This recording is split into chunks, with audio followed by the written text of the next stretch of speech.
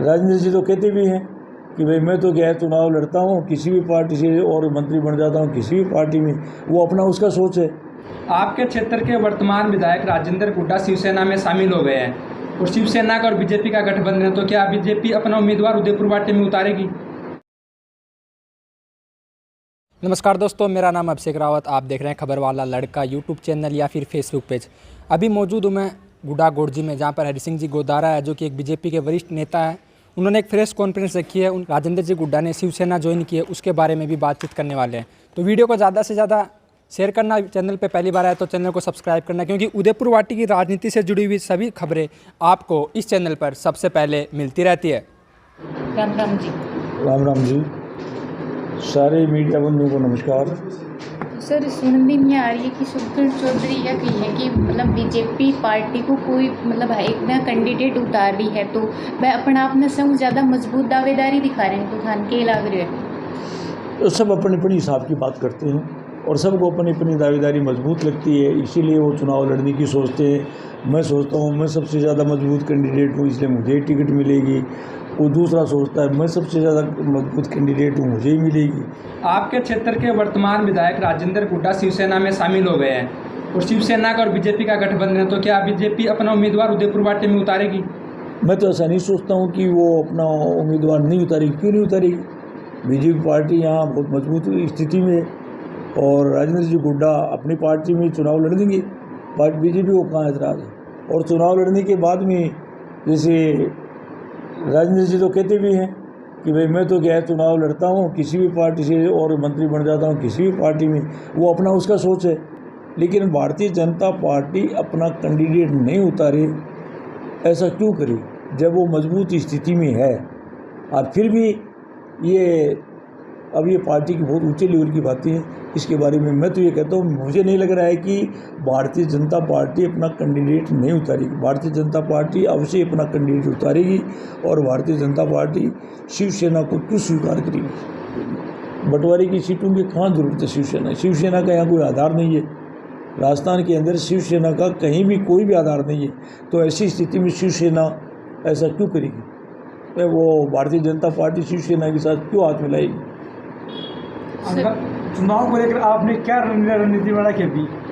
मैं चुनाव के लिए जो रणनीति बढ़ा रखी है वो मेरे हिसाब से सही रणनीति बनाई है और चुनाव की बूथ वाइज भी बात कर रहा हूँ और गांव वाइज भी बात कर रहा हूँ। हर पंचायत क्षेत्र में भी, हर नगर पालिका क्षेत्र से भी, जहाँ जितना मेरा संभव है, मेरे हिसाब से हर तरह का जो चुनाव लड़ने के लिए जो तैयारी की जानी है वो तैयारी मेरी चल रही है। सर, 17 सितंबर को हरिचंद महासभा है, तो वह कट्ठे है और बिन लेके के उद्देश्य है थारो बिन करना महासभा तो मानिए आप, जो परिवर्तन संकल्प यात्रा भारतीय जनता पार्टी का एक मिशन है, आपका परिवर्तन संकल्प यात्रा। सर, ये कहाँ पे रखी है? कहाँ पे जगह बताइए, कहाँ पे रखी है? बता रहा हूँ। तो ये सब क्या है, ये संकल्प ले रहे हैं कि कांग्रेस सरकार को तो जाना है, तो इसीलिए क्या है कि हम जैसे उस दिन भारतीय जनता पार्टी के कार्यकर्ता ये संकल्प लेंगे कि हम इसी कांग्रेस सरकार की विदाई तय करेंगे। तो इसके लिए ये हमारे भारतीय जनता पार्टी के 4 ग्रुप बना रखे हैं, तो वो अलग अलग जगह से वो यात्राएं निकाल रहे हैं। 2 तारीख, 3 तारीख, 4 तारीख, इस तरह से क्या है कि वो ये संकल्प परिवर्तन यात्रा का माध्यम बना करके हमें बहुत अच्छी स्थिति के अंदर भारतीय जनता पार्टी को मजबूती से चुनाव जिताएं, बूथ लेवल से लेकर के, और हर कार्यकर्ता के मन में जोश बने। इसलिए हमारे उदयपुर वाटी क्षेत्र के अंदर हर विधानसभा क्षेत्र के अंदर से यात्रा गुजरेगी। तो हमारी उदयपुर वाटी विधानसभा क्षेत्र के अंदर बागोरा से, जो हमारा खंडेला से होते आएगी, तो बागोरा सीमा पे आते ही बागोरा सीमा से हमारा जो उदयपुर वाटी विधानसभा क्षेत्र शुरू होता है, वहाँ से वो यात्रा इस क्षेत्र के अंदर प्रवेश करेगी। बागोरा बस स्टैंड के ऊपर हम उनका स्वागत करेंगे। भारतीय जनता पार्टी के कार्यकर्ता, भारतीय जनता पार्टी के समर्थक, भारतीय जनता पार्टी के सिपाही, वो सब मिल करके और वहाँ बागोरा बस स्टैंड के पास में हम उनका स्वागत करेंगे और उनको पहले बाइक रैली के साथ में या अन्य स्थितियों से चल करके हम यहाँ उदयपुर वाटी पुराना जो बस स्टैंड है वहाँ उनका क्या है कि वो स्वागत सभा होगी।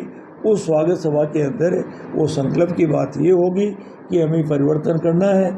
इस परिवर्तन यात्रा में हमें आपको एक साथ एकजुटता दिखानी है, भारतीय जनता पार्टी का फूल खिलाना है। ये इन्हीं विचारों के साथ में वो फिर उदयपुर वाटी से नांगल होते हुए और अपने चिराना नौलगढ़ क्षेत्र में आता है, वहाँ से होते हुए बसाव होते हुए रात्रि विश्राम नौलगढ़ में करेंगे। आज जो समीक्षा बैठक रही थी उसमें कौन कौन आए थे? समीक्षा बैठक में हमारे वो यहाँ के प्रभारी हैं, कोई भंडाणा जी, ओम जी भंडाणा, वो थे, जिलाध्यक्ष थे पवन जी माउंडिया, और वो आपका सरजीत सिंह चौधरी थे जो भारतीय जनता पार्टी के जिला महामंत्री हैं। उनके साथ में युवा मोर्चा के जो ओबीसी मोर्चा के जयदीप गुजर थे, यहाँ के स्थानीय कार्यकर्ता थे, और साथ ही में जो भी है वहाँ पार्टी के जो सिपाही के नाते जो पार्टी को अपना वजूद समझते हैं या पार्टी के लिए जो समर्पित है, ऐसे कार्यकर्ता वहाँ मौजूद थे इंद्रपुरा रिसोर्ट के अंदर, उदयपुर वाटी के अंदर। और उस मीटिंग से होकर के आए हैं जिसमें मैंने कुछ नाम बता दिए, कुछ नाम जैसे और भी थे आपका, जैसे रवि सैनी, आपका कुबेर सिंह, यतेंद्र सैनी और रामस्वरूप सैनी और जय सिंह माठ, विजेंद्र सिंह इंद्रपुरा, और उसके अंदर मैं भी सम्मिलित था। तो इस तरह से भारतीय जनता पार्टी के फिर जो मंडल पदाधिकारी थे, उदयपुर वाटी के 5 मंडल है, वो मंडल गुड्डा में आते समय हमने देखा कि आपके होर्डिंग हर जगह लग रहे थे, तो इस बार आपकी तैयारी कैसी है? मैं जहाँ तक समझता हूँ, मैं मेरी हिसाब से मैं बहुत अच्छी मान रहा हूँ और अच्छी करने की कोशिश करूँगा, अपना बेस्ट देने की कोशिश करूँगा। और भारतीय जनता पार्टी का एक सच्चा सिपाही होने के नाते मैं मेरे होर्डिंग्स के साथ में भारतीय जनता पार्टी का भी तो नाम और सिंबल है ना, कमल का निशान है। तो वो जो भी कुछ हो रहा है उस दिशा के अंदर मैं काम कर रहा हूँ। इंडिया का नाम है वो भारत रख दिया जाएगा, इस बारे में क्या कहना आपका?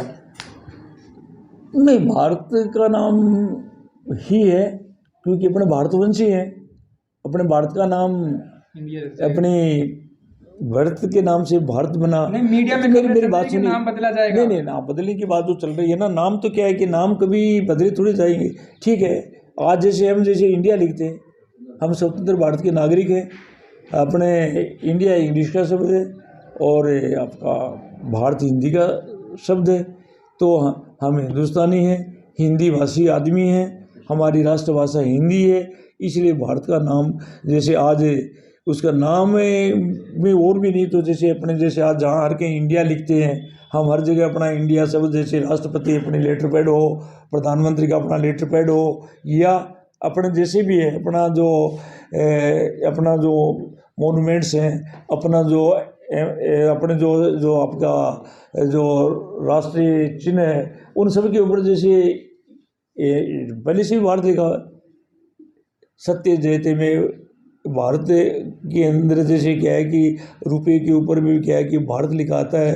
तो ये भारत का नाम बदलने क्या है कि वो जैसे अब एक अपने को क्या है कि नीति निर्देश टाइप जो बात होती हैं, जो पालन करनी नहीं करनी का ज़्यादा आधारित नहीं होती हैं, कॉन्स्टिट्यूशनली उनको कैसे भी अपना कर सकते हैं।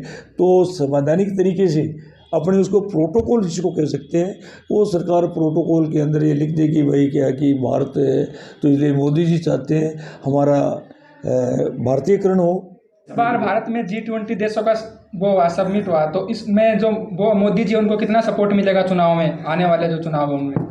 मोदी जी की पॉपुलैरिटी तो बढ़ेगी, इसलिए बढ़ेगी कि G20 के बाद में भारत में ऐसा मौका मिला है। G20 बनने के बाद अलग अलग देशों में मिला है, लेकिन भारत में जो मौका मिला है नेचुरल है। सारे राष्ट्राध्यक्ष आए हैं और उन राष्ट्राध्यक्षों ने मोदी जी की तरफ कुछ आशा लगाई कि देखिए, और मोदी जी ने बड़े उनको वार्म रिसेप्शन दिया है, बड़ा मान सम्मान दिया है, और भारत की प्रगति के बारे में भी वो मोदी जी ने खूब सारी जानकारियाँ दी। उन्होंने जो भारत के अपने जो विकास की गाथाएँ बताई, और अपनी प्रक्रिया ही बताई। तो भारत एक बड़ा महान देश है कि भारत की जनसंख्या इतनी ज़्यादा है, भारत की सूरवीरता, भारत की सांस्कृतिक विरासत ये बहुत बड़ी है, इसलिए विदेश भी इनसे प्रभावित हुए हैं। जी आपका बहुत बहुत धन्यवाद, आपने इतना समय हमें दिया।